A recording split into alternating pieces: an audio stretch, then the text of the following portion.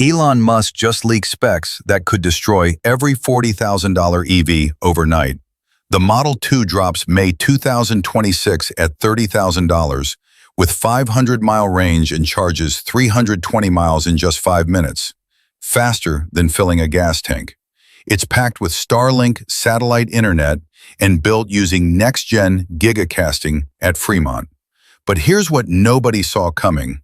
How is Tesla delivering premium tech at half the cost while legacy automakers are still struggling to break even on their EVs?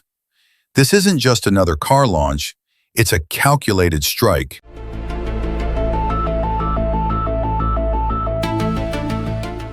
Look, I've been covering Tesla for years, and I've seen Musk make bold promises that fell flat. But this time feels different, and honestly, it's making me rethink everything I thought I knew about the EV market. While Ford was busy celebrating their F-150 Lightning launch and GM was holding press conferences about Ultium batteries, Elon Musk was doing what he does best, playing a completely different game. He gave his engineers a challenge that sounded absolutely insane. Build a $30,000 electric car that doesn't feel cheap, doesn't compromise on the Tesla experience, and oh yeah, make it profitable from day one. No 5-year runway to break even. No excuses. May 2026 is the target, and Fremont factory is already being transformed. Now here's what got my attention. Why would Tesla use their oldest, most worn-out facility for their most important launch in a decade? It doesn't make sense until you understand how Tesla actually works. Fremont isn't just a factory, it's their proving ground. Every crazy idea, every manufacturing breakthrough, every "this will never work" innovation gets tested there first under brutal, real-world production conditions. If it survives Fremont, it goes global. The Model 2 will be the first car ever built entirely with fourth-generation Giga casting. And if this works, every Tesla factory on Earth gets this upgrade. What really surprised me were the leaked documents from Chinese suppliers. This isn't some cost-cutting Frankenstein made from leftover Model 3 parts. The design team got clear orders, no shortcuts that cheapen the experience. This compact hatchback stands on its own, and from what I'm seeing in early renders, it looks more like a European hot hatch than anything Tesla's ever made. After years of the same design philosophy across every model, it seems Musk finally gets it. A global, affordable car needs to speak a different language. That American obsession with size and presence just doesn't work in European cities or Asian megacities. But let's talk about what's really keeping me up at night. CATL's Shenzhen 2 battery. This thing shouldn't exist according to everything we knew about LFP chemistry just 3 years ago. Traditional LFP batteries were always the compromise choice. Cheap? Yes. Safe? Absolutely. Durable? No question. But slow to charge and heavy for the energy they stored. CATL didn't just improve on this formula, they broke it completely and rebuilt something that seemed impossible. 500 miles from a 50 kilowatt-hour pack. When I first saw that number, I called BS. That's 10 miles per kilowatt hour, which violates basic physics as I understand it. Except it doesn't, and once you see how they pulled it off, it's actually genius. CATL developed an entirely new cathode structure that boosts energy density by 40% while somehow also improving how fast the battery can accept charge. The result? This thing charges faster than premium nickel-based packs. 320 miles in 5 minutes. Stop and think about that for a second. 5 minutes. I timed myself at a gas station last week. Between pulling in, swiping my card, pumping, and getting back on the highway, it took me 7 minutes. Tesla just made charging faster than filling up with gas, and somehow nobody's losing their minds over this. But wait, because it gets better in a way that should absolutely terrify every legacy automaker. This battery works in the cold. I mean, really works. Minus 10 degrees Celsius, and it still charges from 5% to 80% in 15 minutes. Do you understand what just happened? The single biggest argument against EVs, batteries die in winter, just got completely destroyed. Every skeptic, every oil industry talking point, every dealer trying to steer customers away from EVs, they all relied on this being true because it was true. Early Nissan Leafs lost nearly half their range in cold weather, but CATL just pulled that entire argument off the table, and Tesla locked up exclusive North American rights through 2027. While Ford and GM are still negotiating for access to this technology, Tesla will have a 2-year head start with millions of happy customers proving it works in Minnesota winters and Canadian cold snaps. The longevity numbers are almost offensive to traditional car economics. CATL rates this battery for 3,000 complete cycles, which works out to over 1 million miles of driving. The average person drives maybe 15,000 miles a year. This battery will outlive the car by decades. And because LFP chemistry is naturally stable, you can charge to 100% every single day without worrying about degradation. Try that with a nickel-based pack and watch what happens to your warranty. What Tesla did here is honestly brilliant when you step back and see the full picture. Everyone else was chasing range anxiety by building bigger, heavier, more expensive batteries. Musk went the opposite direction. Smaller pack, faster charging, lower cost, longer life. It seemed backwards until you realized the problem was never actually range. It was charging speed and battery life. CATL solved both, and Tesla secured the supply before anyone else even understood what was happening. The manufacturing revolution is just as dramatic, but it's happening quietly where most people aren't looking. Traditional car bodies use 300 to 500 separate metal parts welded together for the underbody alone. Every part needs tooling, stamping, inspection, shipping, and robotic welding. Every weld is a potential failure point. Giga casting says forget all of that. 3 massive aluminum pieces, front, rear, and structural battery pack. That's it. And because the Model 2 is smaller, Tesla can push this approach even further than what's possible with bigger vehicles. The leaked production numbers from Fremont are genuinely shocking. Once the line hits full speed, they can pump out 1 complete underbody every 90 seconds. That's 38% faster than Model Y production. But here's the part that everyone's missing.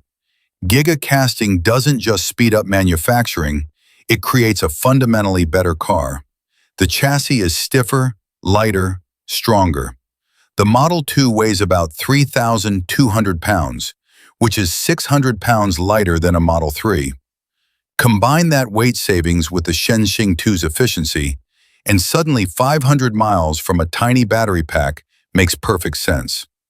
Now we need to talk about the interior, and this is where I start getting nervous. Tesla's cost-cutting here is aggressive, maybe too aggressive. Fabric seats instead of vegan leather? Fine, most people won't care. No glass roof? Actually makes the car more rigid and faster to build. 1 color for ambient lighting instead of 16? Nobody will notice. 4 speakers instead of 12? Acceptable for a $30,000 car. But then we get to the steering wheel, and I'm genuinely worried Tesla made a mistake. They removed every physical control. Turn signals, gear selection, the horn, everything's now touch-sensitive zones on the wheel. Early testers say there's a real learning curve, and I get why this concerns me. We've had physical turn signals in the same spot for over 100 years. Asking mainstream buyers to relearn basic driving controls when they're already nervous about switching to electric? That could backfire badly in reviews. Maybe that's true for early adopters and tech enthusiasts. But the Model 2 is targeting normal people who just want a good, affordable electric car. If Consumer Reports or Car and Driver tears this apart, it could kill early momentum. And if Tesla has to redesign mid-production, that's months of delays we're talking about. The 11-inch screen instead of 15, nobody will care. Same processor, same responsiveness, same functionality, just smaller. That's smart cost-cutting. Where Tesla is playing absolute chess master-level strategy is Starlink. And I'm not sure anyone fully grasps what's really happening here. On the surface, satellite internet in your car sounds cool. No dead zones, works anywhere, great for road trips. Tesla patented special roof materials that let signals through without ugly external antennas. But think deeper. Why does an affordable commuter car need global satellite connectivity? Over-the-air updates anywhere make sense. Emergency services without cell towers could save lives. Using the car as a mobile hotspot is convenient. No, the real reason is full self-driving. Autonomous cars need constant, reliable connectivity to upload sensor data, download map updates, coordinate with the fleet. If Tesla wants Model 2 to become a robotaxi, and everything in the leaked documents suggests they do, Starlink isn't optional. It's the foundation being built 2 years before they need it. The subscription will probably cost $50 to $75 monthly. Here's how I think this plays out.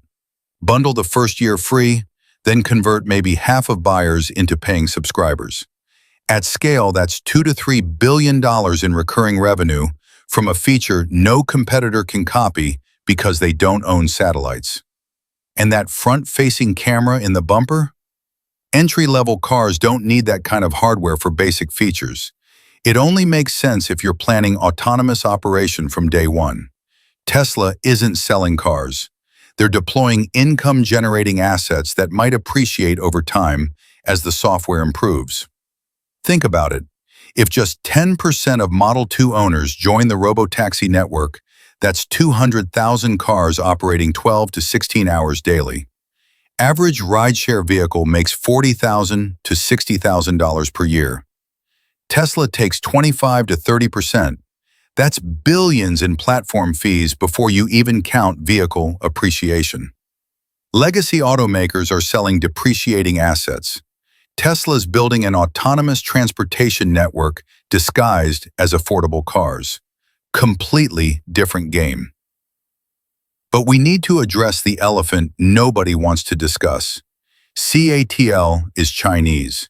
The aluminum suppliers are Chinese. Major components trace back to Chinese manufacturing.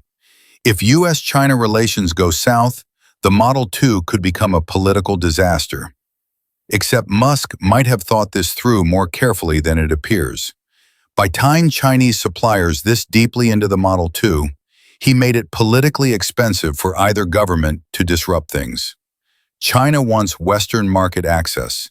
America needs affordable EVs to hit climate targets. The Model 2 becomes the bridge neither side can afford to burn. Is it brilliant or reckless? Honestly, probably both. If geopolitics stay calm, Tesla wins big. If tensions explode, this could destroy everything. It's a calculated bet, and we won't know if it paid off until it's too late to change course.